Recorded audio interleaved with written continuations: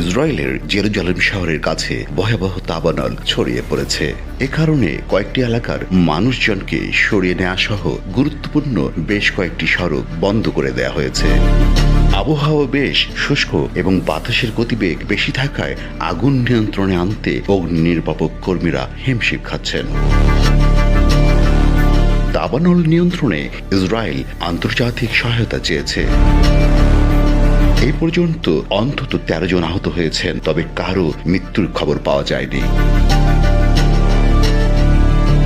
ইসরায়েলের প্রতিরক্ষা মন্ত্রী ইসরায়েল কার্তজ বলেছেন, এই ভয়াবহ পরিস্থিতি মোকাবেলায় তারা আন্তর্জাতিক সহযোগিতা চেয়েছেন। তিনি বলেন, আমরা জাতীয় জরুরি অবস্থার মধ্যে আছি।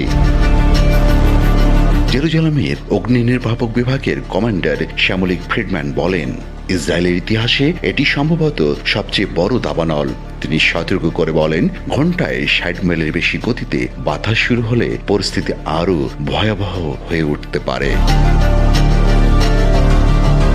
সামাজিক যোগাযোগ মাধ্যমে ছড়িয়ে পড়া ভিডিওতে দেখা গেছে ঘন ধোঁয়ার মধ্যে মানুষ সড়কের পাশ দিয়ে হেঁটে যাচ্ছে। বিভিন্ন স্থানে আগুন জ্বলছে জানিয়ে কর্তৃপক্ষ বলছে, দাউ দাউ করে আগুন জ্বলতে থাকা একটি এলাকা হচ্ছে জেরুজালেম থেকে ১৫ মাইল পশ্চিমে অবস্থিত নেভি শ্যালামি শহরের আশপাশ। একটি ভিডিওতে দেখা গেছে সড়কের পাশেই আগুন জ্বলছে। কর্তৃপক্ষ জানিয়েছে, দাবানল ছড়িয়ে পড়া এলাকা থেকে মানুষকে সরিয়ে নেওয়া হয়েছে। ইসরায়েলের ফায়ার অ্যান্ড রেস্কিউ সার্ভিস জানিয়েছে, প্রায় ১২০টি দল এবং ১২টি অগ্নি নির্বাপক বিমান ও হেলিকপ্টার দাবানল মোকাবেলায় কাজ করছে।